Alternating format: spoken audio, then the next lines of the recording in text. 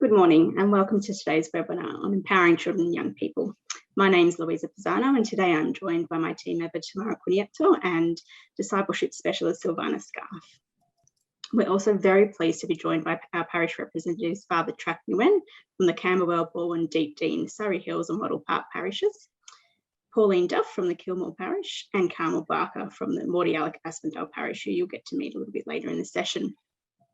Just a reminder that today's session is being recorded and that the slides will be available for you following the session. If you do have questions throughout the session, please use the Q&A function that you can see at the bottom of your screen, and we'll endeavour to get to you as many questions as we can towards the end of the session. So I'm just going to hand over to Father Track now, who will lead us in a prayer. Thank you very much, Luisa. Wherever we are at this moment, let us acknowledge that we are in the presence of God, the presence of the merciful God, who always gives us a second chance to make it right.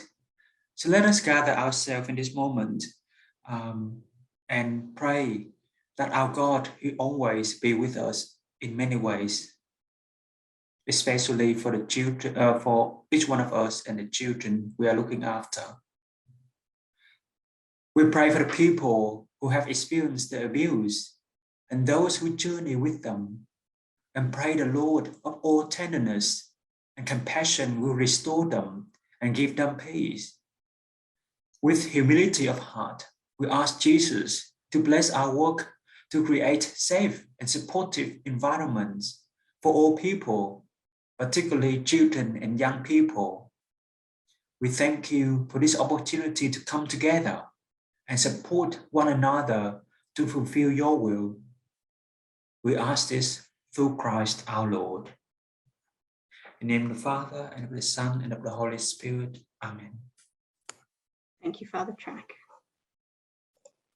I'd also like to acknowledge the traditional owners of the land, the Wurundjeri people, from whose land I come to you from today. I pay my respects to elders past, present and emerging, as well as to all the traditional owners of the land where you're all joining us from.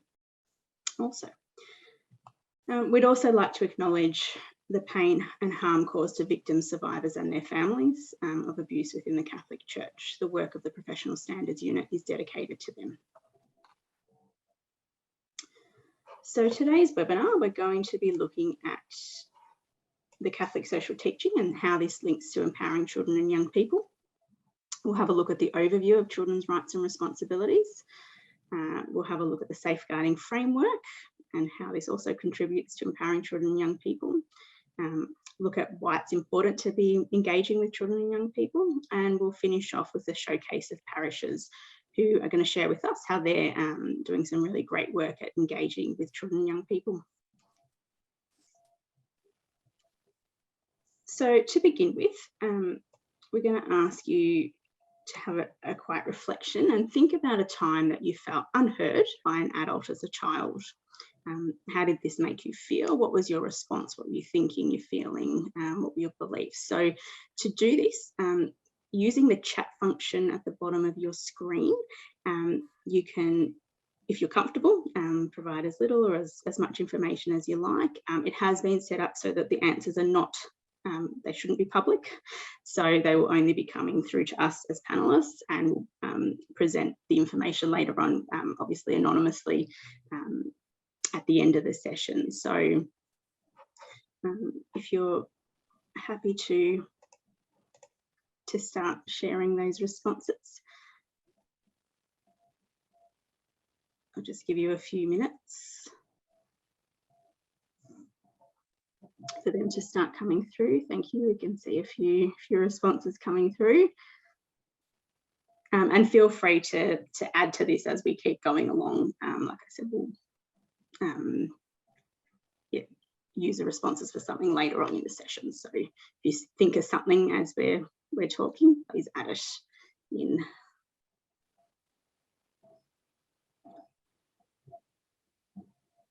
Okay. So now thinking about a time where you felt heard by an adult as a child, what did they do to make you feel heard? And what were the qualities of the listener?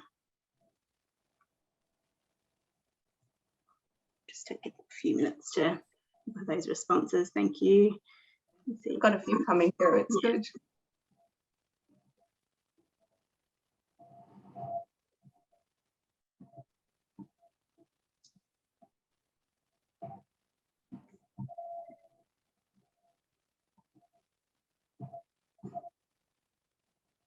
So I'll just wait another 10 or so seconds, and like I said, keep them coming as you think of things.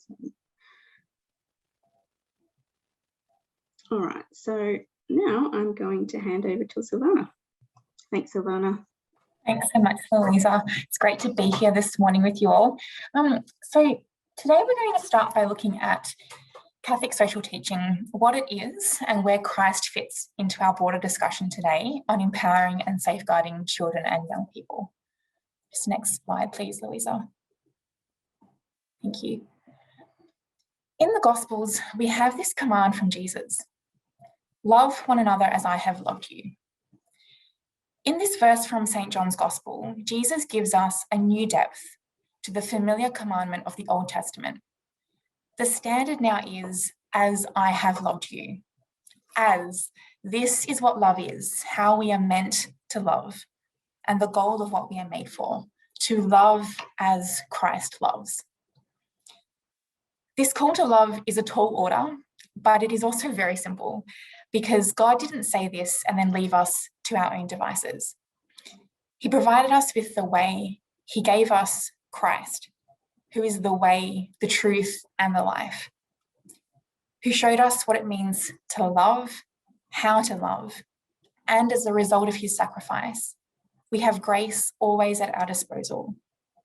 The life-giving power of God, the unmerited gift of divine life. This is grace. So why am I saying all this? When we look at the social teaching of the Church, it is based in love. The Catechism of the Catholic Church states that love of God is inseparable. Love of neighbour is inseparable from love of God. Catholic social teaching specifically provides us with wisdom in how to build a just society and live lives of holiness amidst the challenges of modern society. It is a treasure of wisdom, guiding us to live lives worthy of our identity as children of God, firmly grounded in the principles of human dignity, justice, the common good, and responsibility. It is how we are to walk in the footsteps of Christ in the world in which we live, because we have been baptized into him and live not for ourselves, but for him. Next slide, please. So what is our place in society as Catholics? We are reminded by the Church that the human person needs to live in society. Society is not an addition, but a requirement of our nature. The Church in her wisdom tells us that a society is a group of persons bound together organically by a principle of unity that goes beyond each one of them. It is an assembly that is both visible and spiritual. It gathers up the past and prepares us for the future. As such, each person rightly owes loyalty to the communities of which we are a part and respect for those in authority who have charge of the common good. Next slide. How are we to participate in social life? Here we look at the common good and what this means for our participation in social life, our lives lived within society. By common good is to be understood the sum total of social conditions which allow people, either as groups or individuals, to reach their fulfilment more fully and more easily. The common good concerns the life of all. It calls for prudence from each and even more from those who exercise authority. This means that those in positions of authority or leadership are required to be prudent in how they exercise these positions. This includes our parish priests, our pastoral workers, young adult and youth leaders, or anyone in leadership positions within the Church. It is our responsibility to contribute to the social conditions which allow people to reach their fulfilment more fully and more easily. For young people and children to flourish, it is vital that we consider their needs, listen to them, and make their safety our priority. And this is what the church asks of us. This is what Christ, as the head of his body, the church, asks of us. So what does the common good consist of? The common good consists of three essential elements or parts.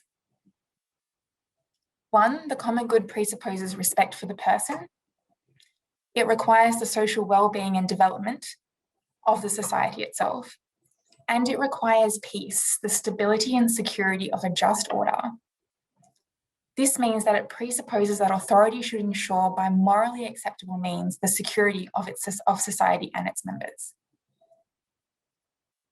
As such, and in light of this, the common good is always oriented towards the progress of persons, not the other way around. This order is founded on truth, built up in justice, and animated by love. And I'll pass back to Louisa.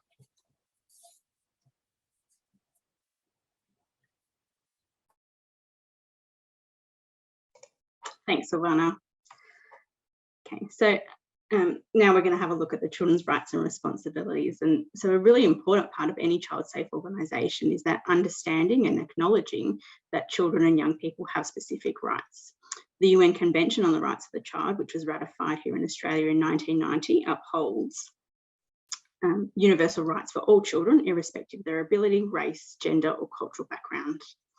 The rights described in this convention cover the civil, political, economic, social, health, and cultural rights of children.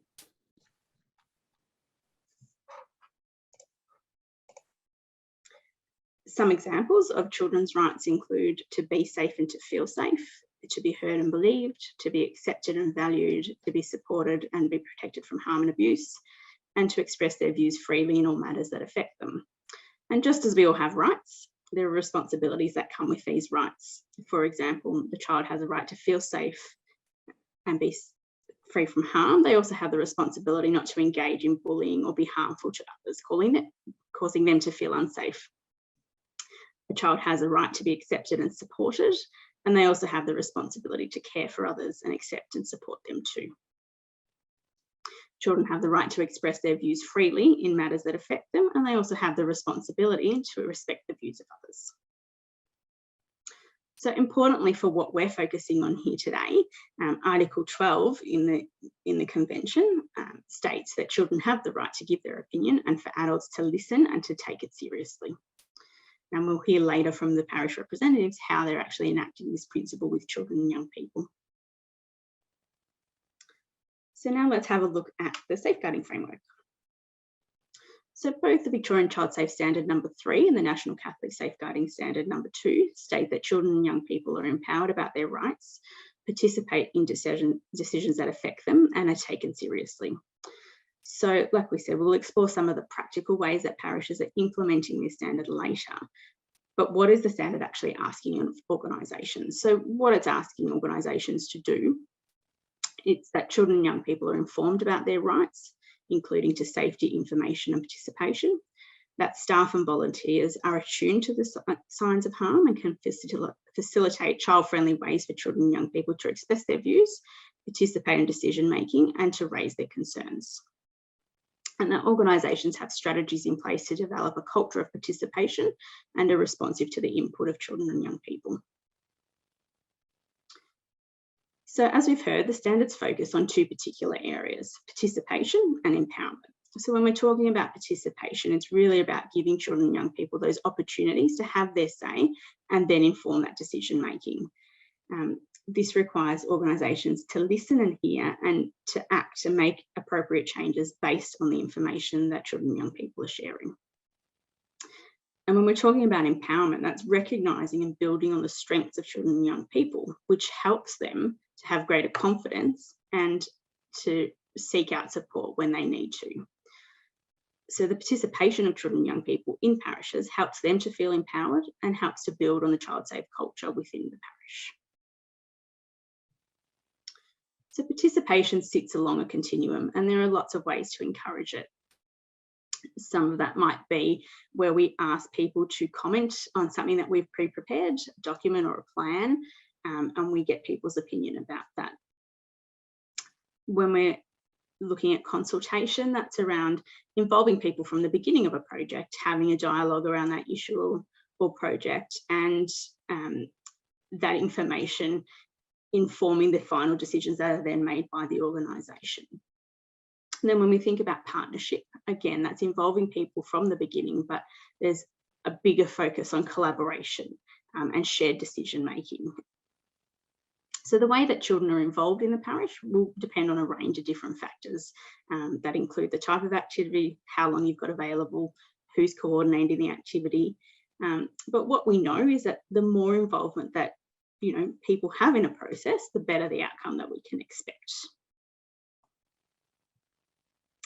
So some examples of participation include informal discussions with children and young people, surveys and feedback forms, information packs that outline the ministry or group they're going to be involved in, child-friendly posters and information sheets, brainstorming activities, focus groups, a suggestion box, the use of program reviews such as a risk assessment to inform the future engagement of children within the parish. Okay, so now let's look at why is it important to engage with children and young people. So children have different concerns, opinions and ways of understanding their own experiences. They can identify their real and perceived needs, and very often this differs to ours as adults. So asking children what they think helps us to ensure that we're actually addressing their needs, not just the ones that we think are important. So when children and young people contribute to policy development and practice, it increases their sense of ownership and confidence, as well as their connectedness to an organisation. And it really provides children the opportunity to learn valuable skills required to be active citizens. So both the Victorian Betrayal of Trust Inquiry and the Royal Commission into Institutional Responses to Child Sexual Abuse found that child abuse and mistreatment was more likely to occur in organisations that didn't value, respect or listen to children and young people. It also increased the likelihood that child abuse remained undetected because children and young people didn't feel empowered to report. And this is why it's so important to empower children and young people to participate, so that they feel empowered enough to be able to raise their concerns around their own safety or someone else's safety. Involving children and young people in decision making also benefits the organisation by creating a culture of trust through this openness and transparency.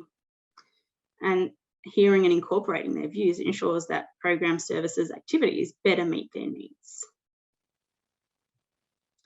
So in 2014, the Royal Commission into Institutional Responses to Child Sexual Abuse commissioned the Australian Catholic University to undertake a range of research activities, including these focus groups with children aged between 4 and 18. And those results were published in a report called Taking Us Seriously. And these findings help us to understand how children perceive and experience safety within organisations. And what it found was that a major impediment to creating a child-safe environment is when adults don't have that understanding of how children experience safety. So as a part of the Taking Us Seriously report, 121 children participated in the project through a mixture of focus groups, conversations and activities. And as a result, a greater understanding about children and young people's concerns and views around their safety was formed. So as you can see on your screen, there are a range of different responses, and here are, just a few. The one that stands out to me, especially what we're talking about today, it's not good when adults ask for our opinions but don't do anything with it. So if we're committed to the participation of children and young people within our organisations, we have to be able to commit to actually doing something with that feedback and that information. It's not to say that we can act on everything, but we actually have to show that we are committed to taking their thoughts on board. So informing children about their rights, providing information about child safety, involving them in decision making, and forming trusting, safe relationships within the parish all contribute to the prevention of abuse and misconduct. So when adults actively listen, they respond appropriately, children are empowered. And these protective factors play a vital role in building that culture of child safety within the parish. So following on from the work commissioned by the Royal Commission, the Children and Young People's Safety Project was born, and that's an ongoing research engagement tool developed by the Institute of Child Protection Studies at the Australian Catholic University. So on your screen, you can see some results from some survey data that was collected from around 1,800 children and young people aged between 10 and 18 over a 2-year period from 2018 to 2020. So I think what it shows here is that while organisations are working towards that feeling of safety, you know, for children and young people within organisations, we still do have a little way to go. You know, 34% of participants agreed that they would know what to do in a situation if they were unsafe because they'd been told. So, you know, I think it does show that organisations generally still have a little bit of work to do to engage and inform children and young people that access their services. Okay, so we've got a little clip here to hear from children themselves and to bring the children's voice into the room. But this little clip was put together by the Commission for Children and Young People in Tasmania.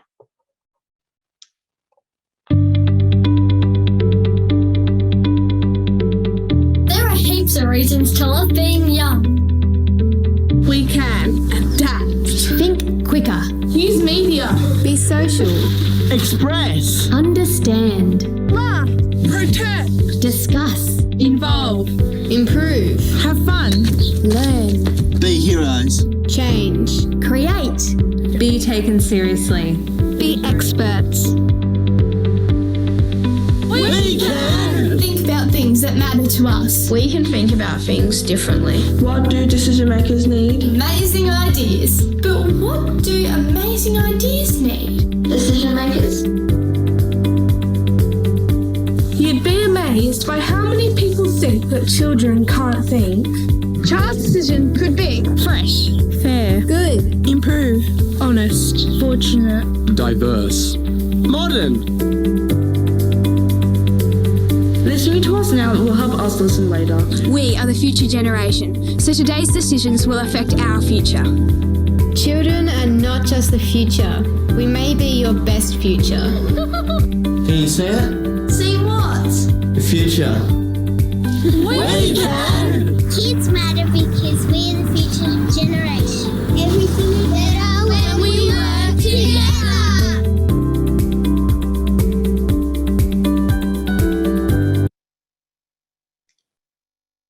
Okay, so now I'm going to pass over to Tamara. Thanks, Louisa. Okay, so for this second part of the webinar, we are going to be joined by 3 panellists, each from a different parish within the Archdiocese, and they're going to share with us and discuss different practical ways that they have sought children's participation, engaged with them, use their feedback to inform their programs. So to begin with, I'm going to ask Pauline Duff to join me from the Kilmore Parish. So Pauline, I might just ask you to start by firstly just introducing yourself and yeah, just give us a little bit of information about the interesting methods that your parish is using to engage children during Mass. Good morning, all. I'm Pauline Duff. I'm the chair of the Child Safety Committee at St Patrick's in Kilmore. And today I'm speaking on behalf of Father Prakash Katina, who is busy but hopes to join us later in the program. So just a little bit about our parish. Ours is a rural parish. Kilmore is 60 kilometres north of Melbourne, and it consists of 3 church centres: Broadford, a tiny little church, Kilmore, the St Patrick's, the main church, original church from the 1970s, the 1870s, I should say. And then we have a new church at Wallen, a replacement church. There was another small one, but our new church at Wallen is being opened in a few more weeks, but it has been functioning for the last couple of years, and a new church school at Wallen also. So Kilmore Parish actually was the oldest inland parish, and so consisted of mainly Irish Catholics. But gradually, but only over the last 10 and 15 years, the south of our parish at Wallen has really developed, and Beveridge. So we have had a much more diverse community coming in, which is interesting. Yeah. And what's happening at Mass, Pauline, with the children? Can you tell us about this? Well, Kesh is a bubbly, bright, warm personality, and he asks the children to come forward after communion and to introduce themselves by name, and then he asks them to tell us, the community, something that they might have done this week. And so gradually the church community is learning the names of the children, and the children are participating. It's taken a bit of time, and it varies in each church community. In Broadford, the tiny little church, there are only 5 or 6 children, and they participate because they're really part of the community, and so it's a nice, intimate situation, and it's really works very well there. Wallen also, in a new church, and a newer community, the children are participating well. Kilmore, in our traditional church, a long, narrow church, and people sit right to the back. It's much more difficult to get the children involved. But at 10:30 Mass, there are more families and children involved there. Yeah. And can I ask what prompted this initiative? What was the reasoning behind it?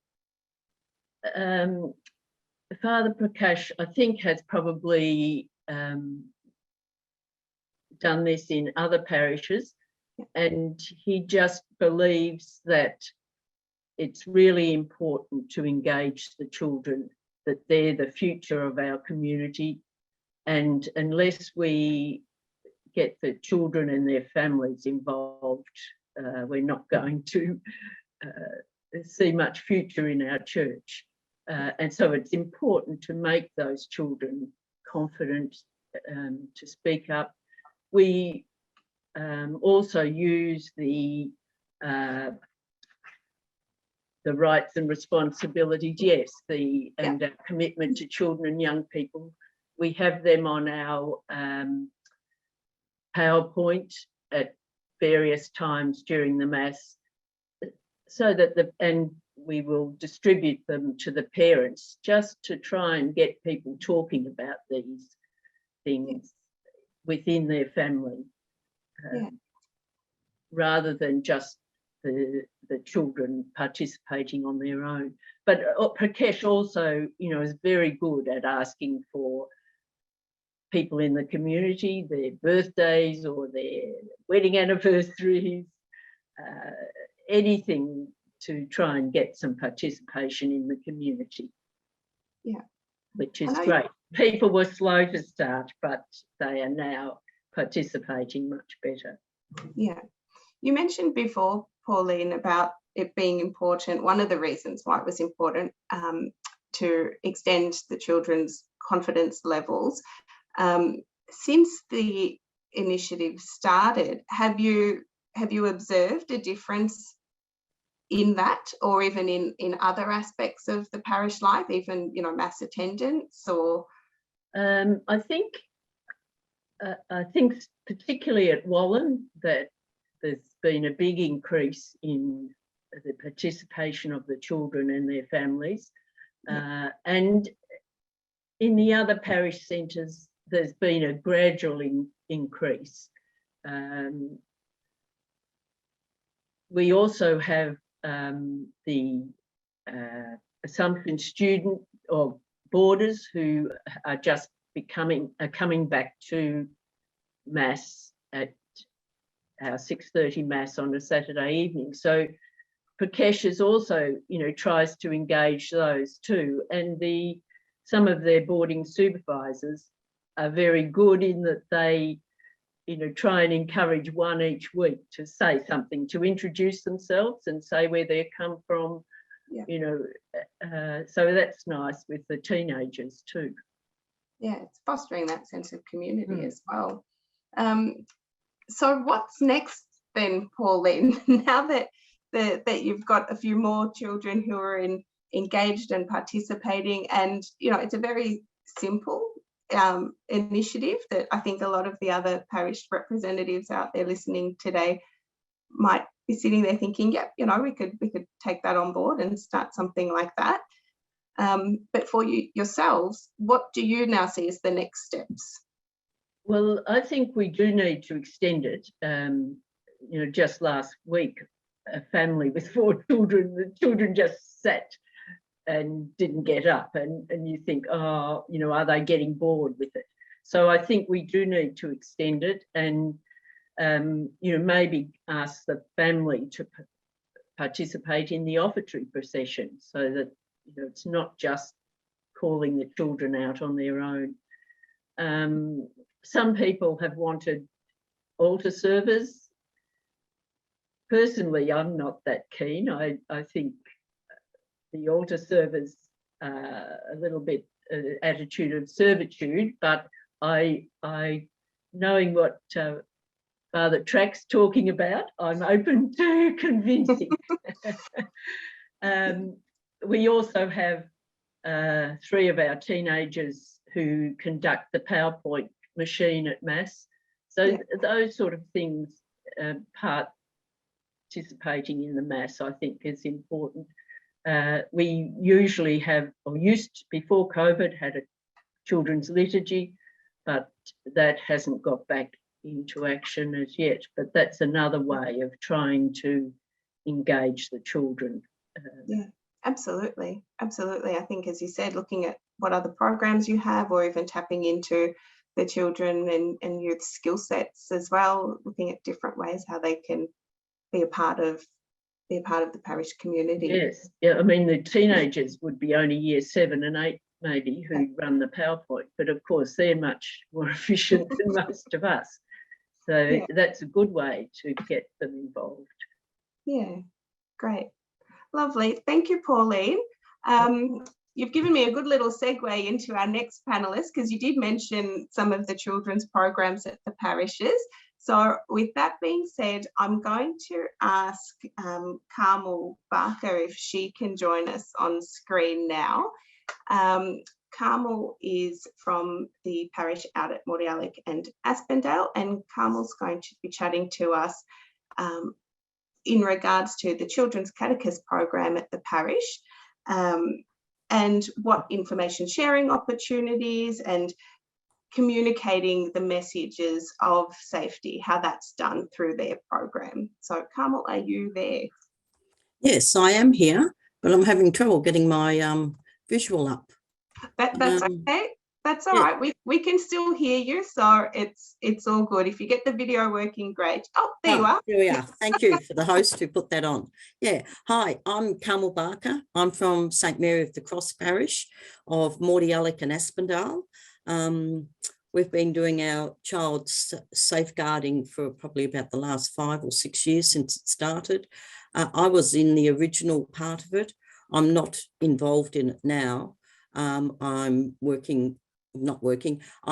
today I'm sharing on being a catechist and the catechist program we have at St Mary of the Cross Church. We're a Bayside suburb, 2 parishes, now 2 churches, now 1 parish. So that's what we are. We run an after-school program for catechist children, or children from local schools, both government and private schools. Our catchment area is quite big. Sometimes we've got people from coming quite a way, you know, a 20-minute drive to get here. Most of them are within our local government school areas and private schools, but some have come quite a distance. So it's been going for a long time, and it's good. It works well. It's after school on a Tuesday, just once a week, and that covers what we're doing there. Next slide. Thank you. We're basically sacramentally based. So we use it as the time for reconciliation, Eucharist and confirmation. So many of the children start with us at reconciliation and go through Eucharist and confirmation. And we tend to run it with blocks of time where maybe there's about a 14, 16 week instruction period for each of the sacraments. We have 4 facilitators at the moment who work with it, all with working with children checks, as is the policy of all our parishes now, that we make sure that we've all got our working with children's checks and everything's up to date with that. Our class sizes vary depending on the year. COVID had knocked it out a bit, but we did some via PowerPoints, etc. So yeah, class sizes vary from 6 to 14 for each sacrament. So there's a bit of a range there. Over the last 5 years, thanks, the next one. Over the last 5 years, we've implemented, or we've tried to implement, most of the child safeguarding protocols.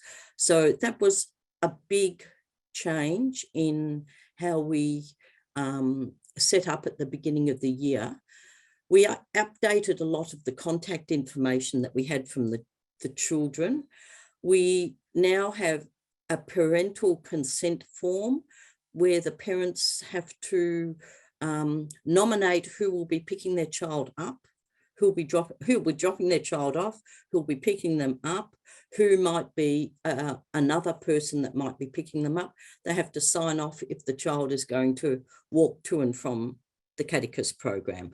We found that a big change because it was, but we felt it was really necessary. Everywhere else they go, they have sign-ins and sign-outs. We have attendance records where they sign in and sign out. The children can sign in if the parents have given them permission, or otherwise the parents have to sign in. The parents' acceptance of these new protocols was amazing. They just took it in their stride because that's what happens at a lot of other groups that they go to. So it was no big deal to them. It was probably a bigger deal to us to get it going and getting all the paperwork done. Now that's rolling along really well. You can see exactly who's there. Not that you didn't know beforehand, but you've got this surety. There was an incident once when it was about 5:10, 5:15, and 2 children hadn't been picked up. And I thought, oh, okay, I better get onto them.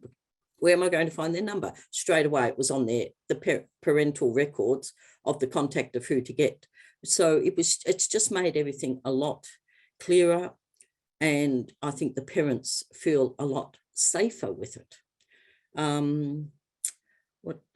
So next one, thanks. So on our forms, it states the parish of St. Mary of the Cross is doing all we can to ensure that the children who attend the catechist classes have an enjoyable and safe experience. All our catechists have current working with children's checks and are following all child safeguarding and COVID safety recommendations, which has been added recently. So that basically is the statement that we worked from to get going. This COVID, when we send out these enrolment forms to the children, we send out the resource that came from safeguarding, the one that says Code of Conduct explanation for children. So we send that to the parents so that the parents are very aware that this is what our core foundation is, that we have this behind us and this is how we're going to be treating their children and what we expect from them to be talking to their children about as behaviours, etc. So that was really good. This year has been a slow start with coming back after COVID. Children took probably about a month to come in. We started at the beginning, middle of February.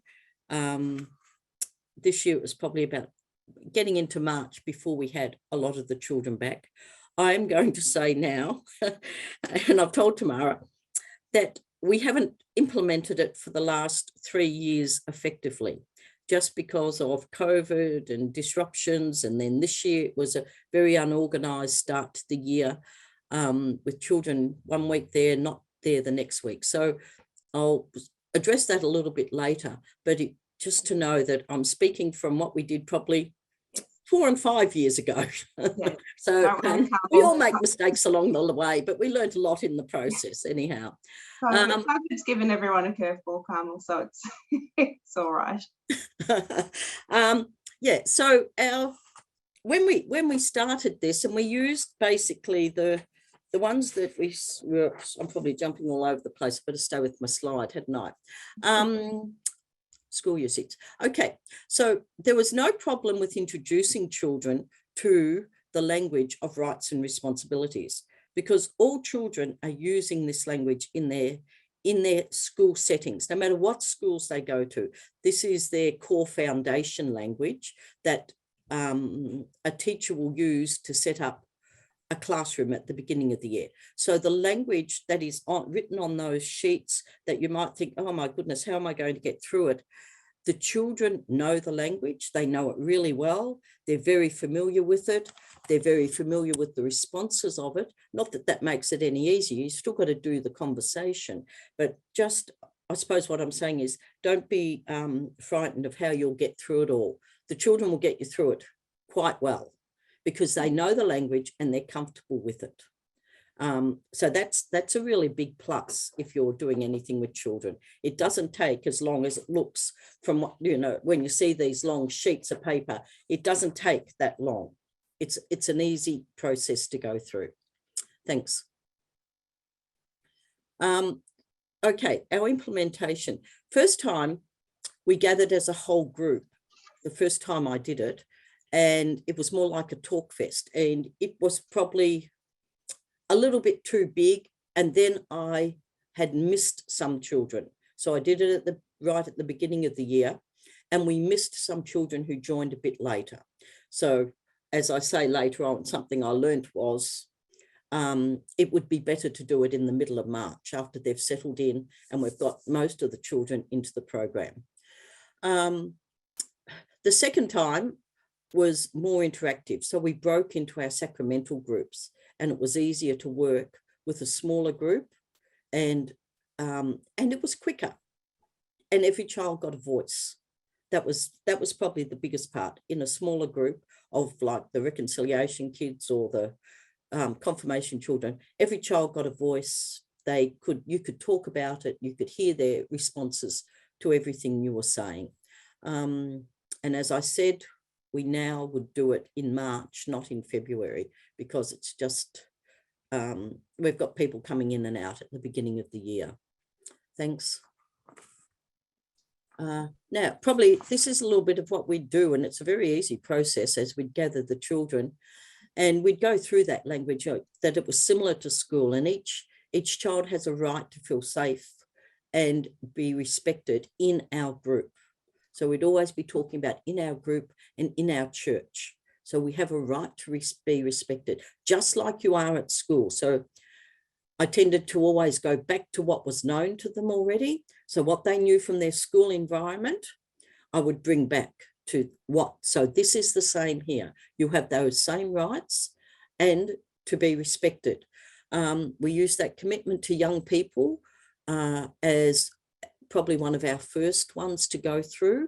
We'd have it either blown up or just on a board, and we'd just go through a massive brainstorm on what it means. First of all, what it means to feel respected, what it means to have rights. And the children are really good with coming forth with ideas. They have a lot because it's language they already know. And as I said, we keep taking it back. This is the same in our catechist class. You have a right to feel that way, and you have a right to respect the others in you.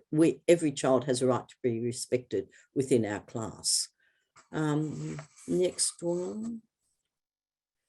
So questions you sort of have: what does it feel like when you feel unsafe or put down?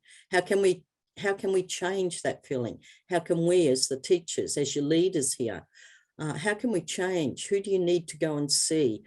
We go through all this language. What can we do to change your feelings if you're feeling unsafe? And kids are really good at coming up with how they want to be heard. And we record the answers on something like butcher paper or on a computer. If you're doing it on a computer screen, just bring it up on, if you've got a display screen, you type in the answers. And by having that there, once again, their answer is valued and they know they're being heard. So if you're sometimes a talk fest just goes and they go, oh yeah, another talk fest. But if their answers are written up, that's then a visual that they've been heard. So we'd go through the different parts: respect, ask the children to define respect, to show an example of respect. How would we see it in our group? And you know, sometimes you get them to act out, if you've got that time, you know, to act out some of these things. What does it look like to show respect to someone? And, you know, they come up with the very basic ones, but then you develop from that conversation. And we can continually refer back to the poster, to this one, saying, okay, so where would this come in here? All right. Next one. Thank you. Rights and responsibilities on that side there.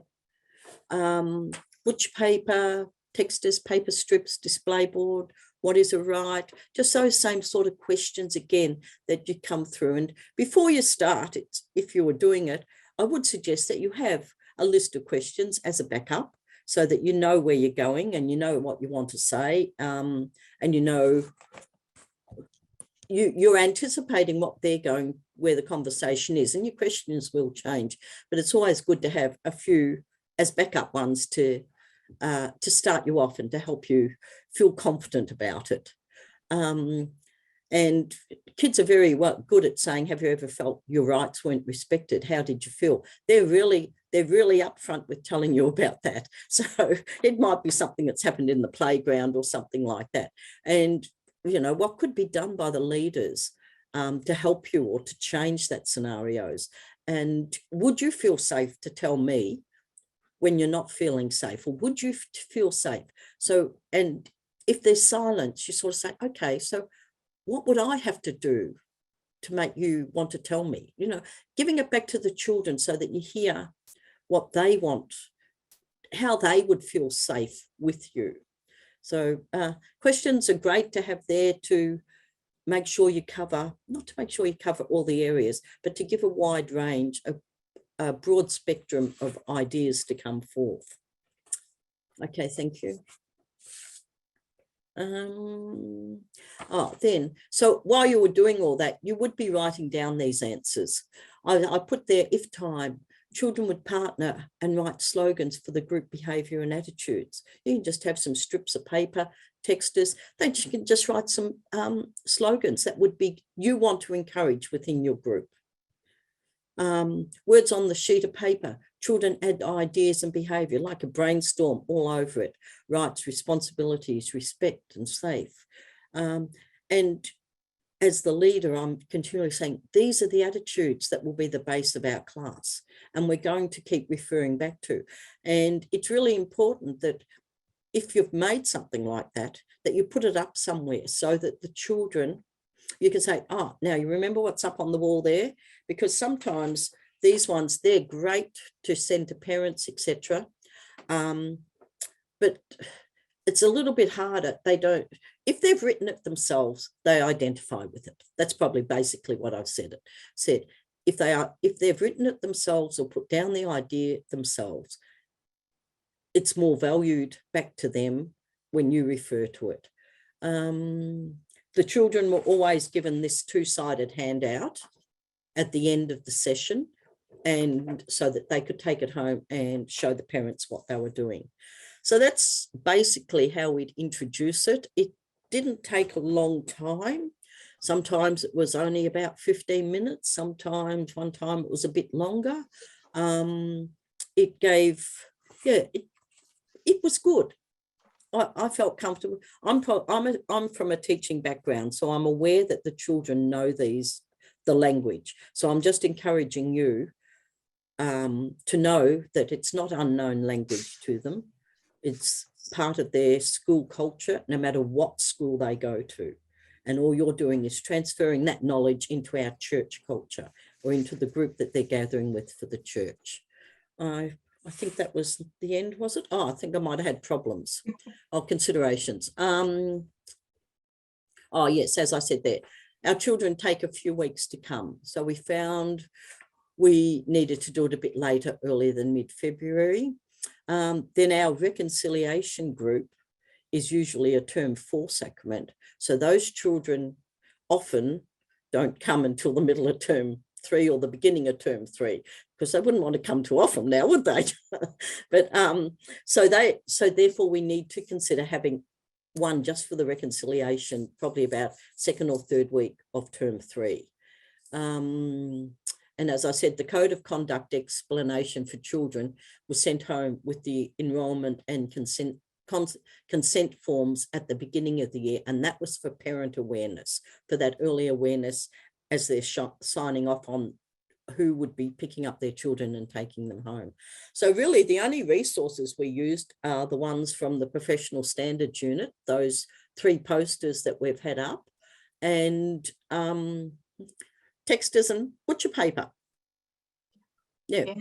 So that's basically what we try to cover. I will say, and the people from St. Mary of the Cross would know that, no, I haven't done it this year, and it's the middle of the year, but we'll be back on track next year. I promise. The plan is there. I promise. No, Carmel, that was great. And look, you know, we've got some comments coming through that, you know, your ideas are wonderful and very inspiring and motivating. So that's really great to hear from the audience already. For me, I love the fact that, you know, we're talking about building on the children's existing knowledge, using language that they're already familiar with. And yeah, really the message, I guess, that I'm getting is just not to be scared or afraid to have those conversations with them, brainstorm with the children. Yeah, and even, you know, as you said, the talk fests. Because once you've got the language right and are connecting with them, yeah, they will respond. Yes. Yeah. Yeah. So it's Thanks, really Tara. positive. Thank you, Carmel. So on that note now, we are going to ask Father Track to come back on screen and join us. And Father Track, you can introduce yourself and tell us a little bit about an initiative that's happening at your parish with the altar server program. Thank you very much, and good morning to everyone. Yes, I'm assistant parish priest in Camberwell, Dibdin, Bowen, Surrey Hills, Water Park. We've got 5 churches, and the parish priest is Father Brendan Reed. He's a great mentor and the parish priest around here. So we got 5 churches, 5 communities. They are totally different. They got very much identities that they love to keep, and we respect them very much. And I'm also the chaplain at Genesano College. Genesano College is the girls' school in Kew. They do have about over 1,000 students from prep to year 12. Within the parish boundary, we do have 3 schools, one at Dibdin, Our Lady Wood Council, one at Surrey Hills, Our Holy Redeemer, and one at Water Park, Our Lady of Perpetual Succor. So we need to come up with a better name for our 5 churches in the future. But we do have a group of 12 committed altar servers. We have more, but I'm give the number 12 because they're committed. They're always there at our 5 churches. I think 4 of them is a great leaders. You don't need to do much. You just introduce the like Michael and Rocco at Our Lady Victory's Basilica in Camberwell to a new older server, they will guide the new one through the process and everything. And same with Sarah and Michael at Our Lady Good Counsel Dipting. They're great in showing the younger one what to do. When we finished our first communion or first Eucharist, instead of let the children go and do the things and they come back at confirmation, we have an initiative that we invite them to back to the parish, back to the church at Come and See Day for altar servers. So very much Come and See Day is where you introduce or help them deepening the understanding of the church liturgies. So I usually run the Come and See Day, like I brought out all the vestments, different color, red, blue, green, white, and I will explain to them what is different. And don't worry about it. They will ask you why you're wearing red and why you're wearing white. And then you need to, and then I show them the adult of the church, where usually in the sacristy, and explain to them on Wednesday, you can see that there's an indication that we need to wear red. And I give them the book, and I will ask them what happened on the 20th of September, what color the priest need to wear, and they quite have fun with it too. On Christmas Day, what the priest have to wear, which color you have to wear. And on that day, Come and See Day, we vest them up at the altar servers and ask them to carry the candle, the cross, explain to them the difference between Roman Missal and lectionary, where the Roman Missal will be placed, where the lectionary will be placed. This altar server guidelines actually is I think it's a 5th version of it already. Why is a 5th version? Because when I came here, there was a folder, a plastic folder with about 9 pages of instruction how to serve at Mass. And it's the children, I asked them to read it about it. They say it's quite long. They're confused. They have nowhere, they don't know what to do.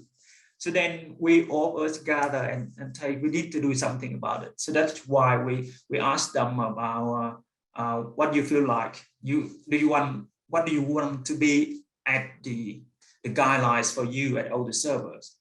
As of course the children, more picture, less words, and yeah, we will come up with this 2nd version, and then we send it to the parents at home and the older servers at home. They have time to read, and at the Come and See Day, they come up and say, "Oh, Father Jack, I don't think I understood this part. I'm confused with this part. Can you please explain more?" And then we of course we edit it again and we send them back again to them, and we always use it. Having said that, it's not that easy to ask children opinion unless you have a good friendship with them. So very much is during the week on my 8:30 morning schoolyard or playground. I usually at each school each day to welcome children to the school, say hello to the mom and dad, whoever dropped the children off, or play basketball with them in the morning or skipping rope. And eventually that relationship build up, and they would share with you the things that they you couldn't imagine. For example, a few weeks ago, I went to our LPS, Our Lady Perpetual Sacred Water Park. A group of year 6 students, 4 of them came and said, "Oh, Father Jack, good morning. I should let you know that I'm going to Siena next year." And now the conversation started, and they said, I will ask them why you go to Siena. Is any connection and things? So we developed that friendship through many years now. For example, another day too, at after Mass at OLGC, Our Lady Counsel Dipting, a grade 4 came to us in the sacristy, said, "Father Jack, I will not be around next year for altar servers anymore. I'm moving overseas with mom and dad. I'm very sad about it." We were surprised that because those things usually will be shared with us by the parents, but now they're comfortable to come and talk to you about the future, grade 4.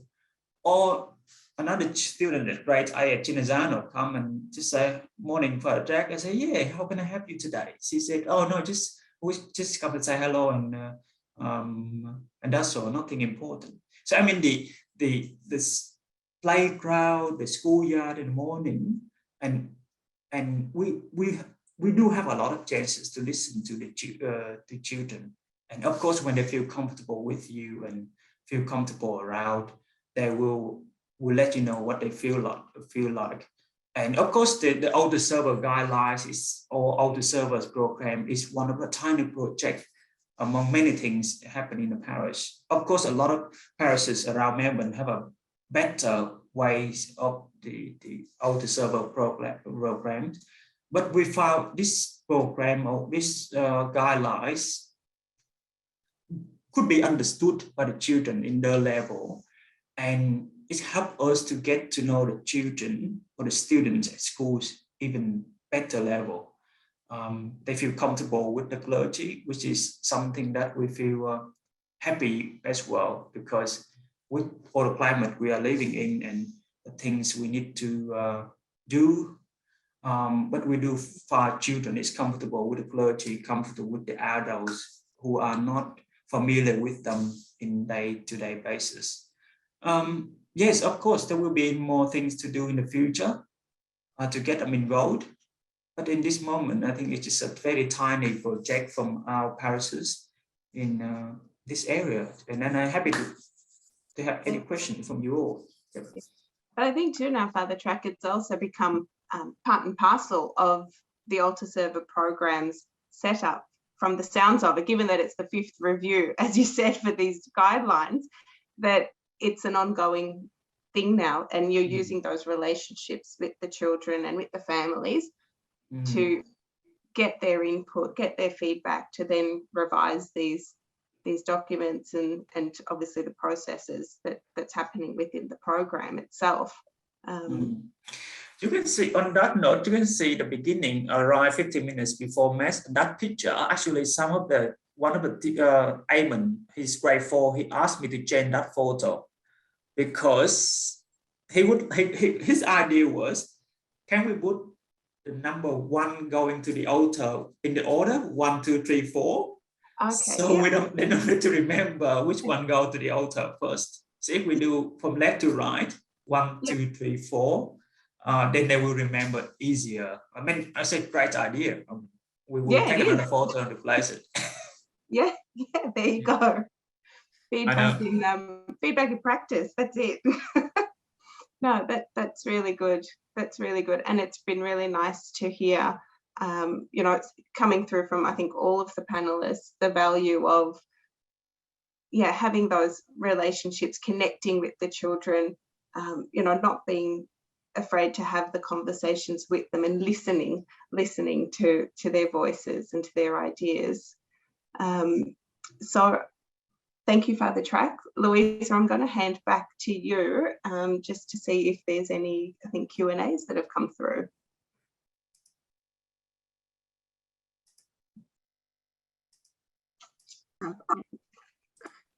So there's just one question just for Father Track, and it's just asking whether other parishes are able to use your guide as a guide for them and adopt that within their parish.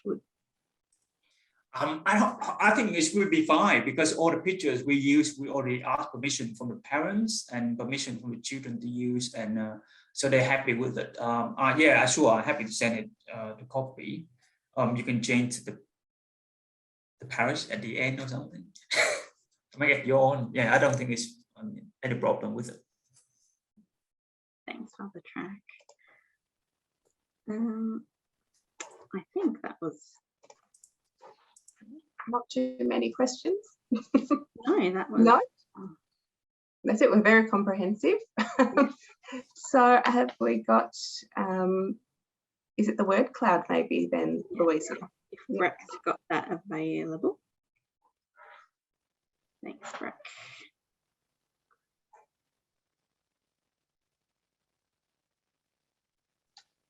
Okay, so at the beginning of the session, we asked you to share some responses around a time that you felt unheard. And these are some of the responses that came through. So as you can see, when we're not listening and not hearing what children have to say and taking the time, this is, these are the responses that we get. Next one, Brick. So similarly, we asked, when you felt heard as a child, what were those feelings and responses? And here we go. We've got some really positive, answers, and a lot of the things that we've heard from the panelists and from Silvana about feeling empowered, about being understood, about being listened to, and feeling safe and not judged. So I think the message that we would like for you to take away is that when we take the time to hear children and young people, we get good outcomes. Yeah, and that's coming through the chats as well, Louisa. We're getting a few comments coming up about obviously thanking the panelists for their ideas, but also the importance of maintaining that dialogue with young people, and it being that sort of key. Thanks, Tamara. And I think on that note, yeah, so I'd just like to say a huge thank you to our panelists, Father Chuck, Carmel, and to Pauline for being here today and for sharing the wonderful work that you're doing in your parishes. We really thank you for your time and your willingness to be part of this. A huge thank you to Silvana as well for partnering with us for this webinar. It's been great to work with you. And thanks to the boys in the background, the other half of the PSU team who have been clicking buttons and doing all the background stuff, so thank you. And if you are looking for any of our resources, I know a few of the panelists flagged them in their presentations. Obviously, they're all there on our safeguarding page of the website as well. Yes. And yeah, like we said at the start of the session, if there's anything, any questions, send them through to your safeguarding officer in your region, but the recording will be made available shortly. And with the slides as well, so that'll all be able to be accessed on the website with a range of other resources from other dioceses and other organisations that will help you. Yeah, so thank you very much everyone for your time, and we look forward to seeing you next time. Thank you. Thank you.